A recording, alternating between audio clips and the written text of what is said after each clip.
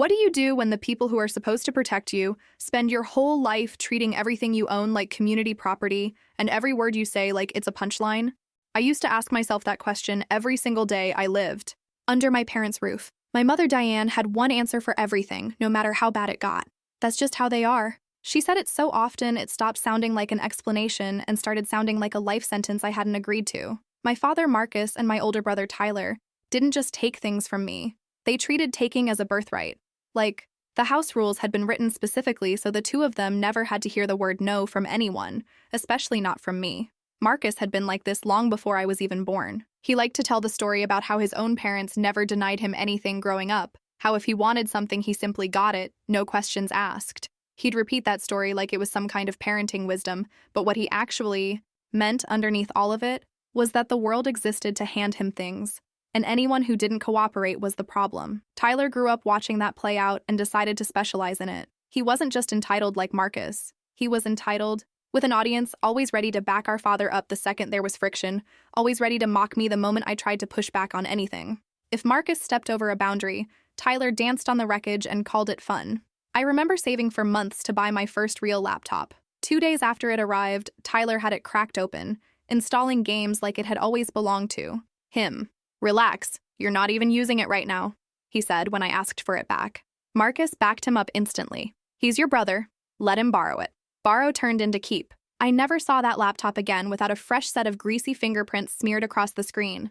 By the time I turned 18, I understood the pattern completely. Nothing in that house was mine unless I could hide it, lock it, or make it. Too inconvenient to bother stealing. So I started saving everything I earned from my part-time job at the hardware store, counting out tips and paychecks like they were the only thing keeping me tethered to a future. Eventually, I bought a 1998 Honda Accord with a cracked taillight, a few rust spots blooming along the wheel wells, and an engine that sounded like it had smoked 2 packs a day since the Clinton administration. It wasn't much to look at, but it was the first real thing that belonged only to me. I spent months fixing it up piece by piece, paycheck by paycheck, new tires, a tune-up, a replacement battery. I wasn't just repairing a car. I was quietly building an exit, one bolt at a time. Naturally, Marcus and Tyler saw it differently. To them, the Accord wasn't my hard-earned ticket out. It was just another shared resource I was being stingy about. Tyler took it the first time without asking, and I came home from a closing shift to an empty driveway and a slow-building panic attack, calling everyone I could think of before he strolled back in hours later, tossing me the keys like he'd done me some enormous favor. "Relax, I just took it for a spin." Marcus's version of parenting was to shrug from the couch. "It's just a car. Don't make this a thing." It became a rhythm after that. I'd come home from work and the car would simply be gone. One day it came back with a dent the size of a fist punched into the door. "It's old. Who cares?" Tyler shrugged. Marcus added that I should be grateful they'd bothered bringing it back at all. I started hiding my keys, which only made them more determined to find them. I woke up once to Tyler tearing through my dresser, and when I caught him, he just laughed and told me to stop being paranoid. The breaking point came when they found a spare key I didn't know existed and took the Accord out on one of their trips. I called the police, hands shaking. Hours later, Marcus had been pulled over for speeding, Tyler laughing beside him the entire time.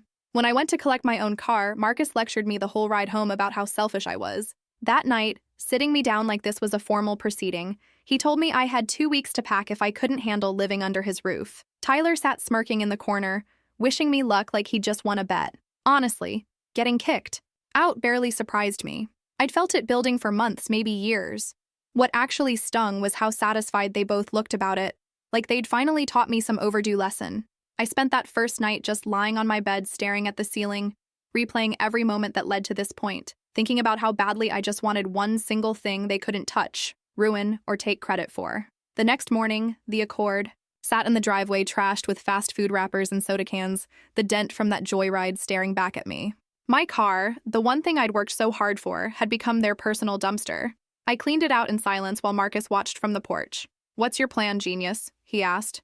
I didn't answer. Tyler came out shirtless, eating cereal, betting money I'd crawl back within a month. I just slammed the door and went inside to pack. Packing was strangely emotional. Every item felt like a small battle I'd already won once, only to have it dismissed for years. I stuffed what I owned into duffel bags and a toolbox, grabbed my savings from the glove compartment, and drove off with no destination and a knot of fear under my ribs. For a second at the end of the driveway, I considered turning around and apologizing for something I hadn't even done. Then I kept driving. That first night, I ended up parked in the far corner of a grocery store lot, curled up in the driver's seat, with a hoodie for a pillow, half convinced this whole plan was a mistake, half determined to prove Marcus and Tyler wrong about everything they'd said. The idea of a camper hit me the next morning, while scrolling through my phone, half asleep, and annoyed at the crick in my neck. Tiny homes were out of reach, but a used fifth-wheel camper looked like something I could actually stretch toward. Mine. No roommates. No landlord. Over the next few days, I hunted Craigslist and Facebook Marketplace obsessively until I found a 2001 Keystone Cougar from a guy named Sam for $3,500. Faded paint, a few dents, but good bones underneath the neglect. She's a little rough around the edges, Sam admitted, walking me around it. But the plumbing works, roof doesn't leak, tires are new. Inside was cramped, peeling wallpaper, a musty smell, but it had a kitchenette, a bathroom, and room for a bed. How firm are you on the price? I asked. He thought it over. Tell you what, haul it out this week and I'll knock it to $3,000. I shook his hand before he could change his mind. My Accord couldn't tow it, so I called my cousin Derek, one of the only relatives who'd never bought into Marcus's version of reality. He didn't hesitate. Bring your car over. We'll figure it out. By the end of the afternoon, we'd rigged something sturdy enough to haul it across town. Park it here if you need to, he said. It's not like your dad's gonna show up here. The first night in that camper was surreal in the least glamorous way possible. I slept on an old mattress that smelled vaguely of mildew, surrounded by peeling wallpaper, a tiny sink that dripped if you didn't turn it just right. Over the next few days, I scrubbed every surface I could reach, patched a small hole in the floor, strung up cheap dollar store lights along the ceiling, and slowly it started to feel like something close to home. Derek helped me hook up a water supply, and I tracked down a used propane tank for the stove. Of course, peace never lasted long with Marcus and Tyler involved. Somehow, word got back to them about where I was staying, probably from a relative who thought they were making polite conversation. A few days later, I heard the rumble of Marcus's beat-up truck pulling into Derek's driveway, Tyler riding shotgun with his usual smug expression already loaded and ready. Marcus walked right up to the camper, inspecting it like an appraiser sizing up a house. Nice setup you've got here, he said, dripping with fake politeness. Looks like it could use a little TLC, though. You keeping up with the maintenance? I crossed my arms. What do you want, Dad? He smiled, but it wasn't friendly. We've been talking, and we think it's time you showed a little gratitude. Let us take the camper out for a weekend. It's not like you're doing anything important with it. Tyler jumped in before I could respond. Yeah, it's just sitting here.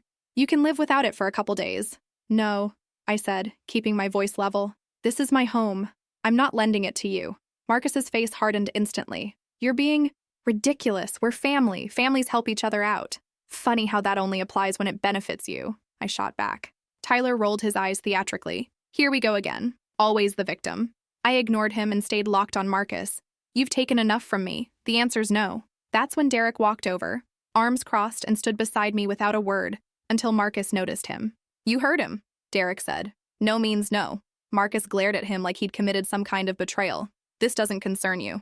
Derek didn't blink. It does when you're on my property. For a second, I thought Marcus might actually blow up, but instead he just shook his head, muttered something about unbelievable ingratitude, and told Tyler they were leaving. You're going to regret this, he added on his way out. Within days, I started getting calls from relatives who'd gotten a very different version of the story. Why can't you just let him borrow it? One aunt asked, like this was some minor inconvenience I was manufacturing out of spite. It's my home, I told her. Would you let someone borrow your house for a weekend? That's not the same. He's your father. Exactly. That was the entire problem in one sentence. Eventually, I just stopped answering my phone. The real escalation came when they showed up a second time. No pretense left. Marcus pointed straight at the camper. We're taking it. The heck you are, I said. Tyler smirked from the truck. We figured we'd give you a chance to do the right thing, but clearly you're too stubborn. Derek stepped out, wiping grease off his hands. You're not taking anything, unless you want me to call the cops. You wouldn't dare, Marcus said. Derek didn't flinch. Try me. Marcus backed down, muttering. Tyler waving sarcastically through the window. This isn't over. A few weeks passed without any drama, long enough that I actually let my guard down. Derek even joked about it one night while we worked on his truck together. You think they're plotting something? Or did I scare them off for good? Probably. Both, I said. Marcus isn't exactly the forgive and forget type. I should have trusted that instinct more than I did. It happened around 2 or 3 in the morning. I woke to footsteps outside, then the metallic clink of something hitting the hitch. I peeked through the window, and there they were. Marcus fumbling with the locks, Tyler holding a flashlight and glancing over his shoulder like a kid raiding a cookie jar. I threw on a hoodie and burst outside. What the heck do you think you're doing? Both jumped. Tyler tried to play it off. Relax, man, we were just… Don't even start. I cut him off. You're trying to steal my camper in the middle of the night. Marcus straightened up. It's not stealing. We're family. We just wanted to borrow it. You mean steal it? I shot back. Get off my property, I said, before I call the cops. You'd really call the cops on your own father? Marcus sneered. Tyler rolled his eyes. Always the victim. Grow up. Grow up? I laughed bitterly. You're the one sneaking around like a criminal. Derek's porch light flicked on and he stepped out holding a crowbar. What's going on out here? Marcus immediately shifted tone. Just a little family disagreement. Derek wasn't buying it. Looks like trespassing. You've got 30 seconds to leave or I'm calling the cops myself. They left without another word. You okay? Derek asked once they were gone. Yeah, I said, though my heart was still hammering. Thanks for coming out, he nodded. Figured they'd pull something like this eventually. You should think about adding some extra security just in case. I was already 3 steps ahead of him mentally. The next day I bought motion sensor lights, heavy-duty locks for every access point, and found a GPS tracker I could hide on the undercarriage. If they ever managed to move that camper again, I'd know exactly where it went within minutes. For a while they stayed away, but I knew better than to mistake silence for surrender. The next opening came at the family barbecue at Derek's place. Things were going well. Cornhole, catching up with cousins, until Marcus arrived, spotted the camper, and made a beeline for me, Tyler trailing with a grin. You really brought it. Here, Marcus said, loud enough for half the yard to hear. Couldn't let your old man borrow it, but you'll drag it out just to show off. It's my home, Dad, I said. I'm allowed to take it wherever I want. Unbelievable, he said. You don't care about family at all, Tyler chimed in. Real classy, man. A small crowd had gathered by then. Before I could respond, my cousin Priya stepped forward, arms crossed. Honestly, he's right, she said flatly. Maybe it's time you two stopped treating him like garbage. This was never about the camper. It's about control, and everyone here knows it. Marcus turned red. Tyler looked slapped. Neither had a comeback. Marcus muttered about nobody respecting him and stormed off. The next morning, Derek and I moved the camper closer to the garage, installed a new motion sensor light, and linked the GPS tracker to an alert on my phone so I'd know instantly if it ever moved again. For a while, things actually stayed quiet. I let myself believe briefly that they'd finally accepted the boundary. Then I had to leave town for a couple of days for work. Nothing major, just covering another branch for my company. Before I left, I triple-checked every lock, confirmed. The tracker was active, and Derek promised to keep an eye on things while I was gone. Don't worry, he said, smirking. If they try anything, I'll handle it. The first night away, I got a notification on my phone from the tracker app. At first, I assumed it was a glitch. Maybe wind rattling the sensors, maybe an animal wandering. Too close. But when I opened the live map, my stomach dropped completely. The camper wasn't just shifting slightly. It was cruising down the highway, moving steadily away from Derek's property. I called him immediately. Did you move the camper? What? No, he said, confusion evident in his voice. Why? Because it's gone, I said. The GPS says it's halfway to town. There was a beat of silence, then a sharp curse. Son of a… It's got to be your dad. I called the police right away, trying to explain to a skeptical dispatcher that my own father had stolen my camper. She asked for proof of ownership, and I told her I had the title and the GPS logs to back it up. She said officers would try to intercept the vehicle and advised me strongly not to confront him myself, as if that was ever a realistic option from where I was standing. Derek wasn't willing to just wait around either. Send me the coordinates, he said. I'm heading out now. It didn't take him long to catch up. They're on Old Mill Road, he told me over the phone. Staying back until the cops get here, but I can see them clear as day. Your dad's driving? Tyler's riding shotgun. Figures, I muttered, gripping the phone so tightly my knuckles ached. A few minutes later, the police arrived, pulling Marcus over right as he was turning back into his own driveway, clearly assuming he'd gotten away with it.